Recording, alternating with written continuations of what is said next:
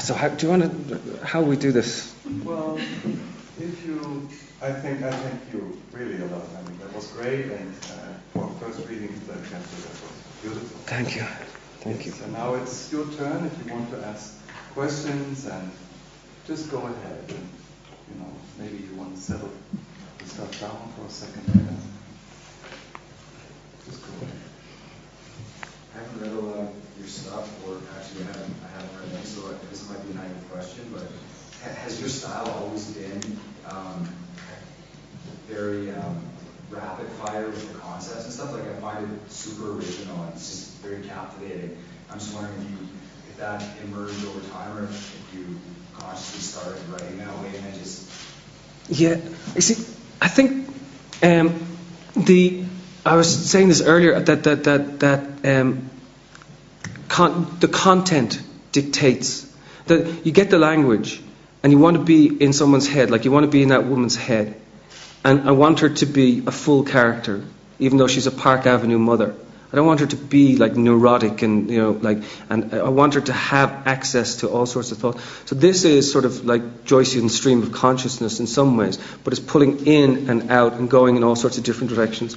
So that sometimes I'm a third person narrator, sometimes I'm real close. And it's not always so rapid fire. It depends on the person who's talking. I do a lot with voices. That's what I try to do. I try to capture whatever the voice. So if it was somebody else, it might be long, leisurely sentences. If it was like somebody who's high on cocaine, you would like to snap it really fast and do that. But you have the language mirror the mental state or the geography of the person who's there.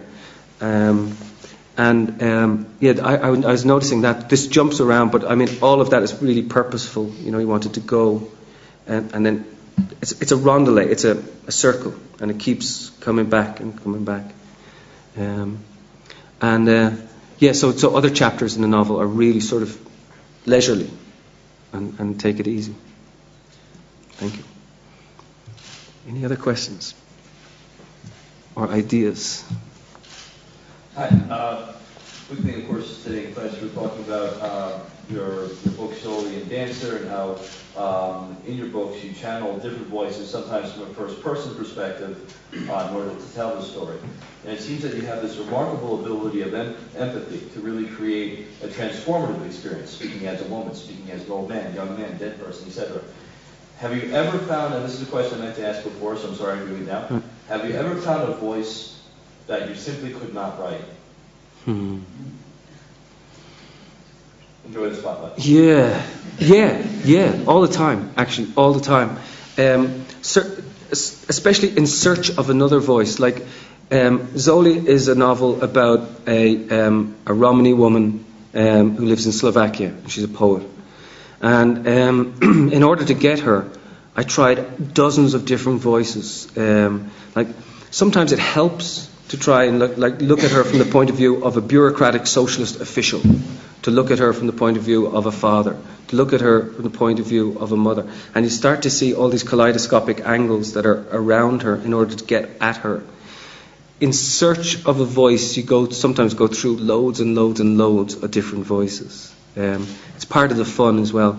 But there's been many times where voices have failed me. But when I teach writing, I talk about the value of stamina, and that you've got to fight it, and it really is. It's a race, and you've got to hang in there. It's almost like a marathon.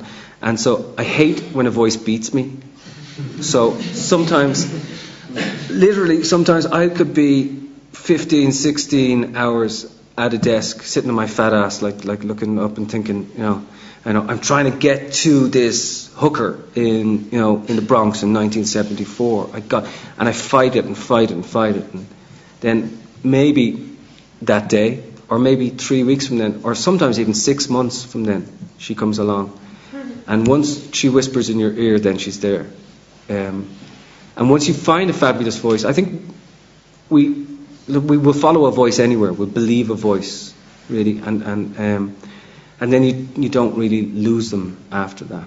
But the fun is in approaching them, and I feel like every time, it's funny to be here, I feel like every time I write a novel, I go to university, you know, because like I discover so much about, like I do a lot of research, and I don't know anything about computers, for instance, but this character, like he knows his computers inside out. Later on, there's a whole section about him being involved with the hackers and wheel wars and stuff like that. And it's great fun. Like I feel like I go on a journey each time I write one of these books. Well, that's sort of exactly what I want to ask you about. Because you can tell, you can feel the research and the historical sensibility in the brief part that we heard. But how do you, when you're doing the research, how do you decide when you've done it, when you know enough, you've done enough, gotten the, you know? That's a great question. How do you delimit? A lot of this, I hate to tell you that a lot of it is just by feel. It's just by intuition. You know, the technique is there, but you know, you never know.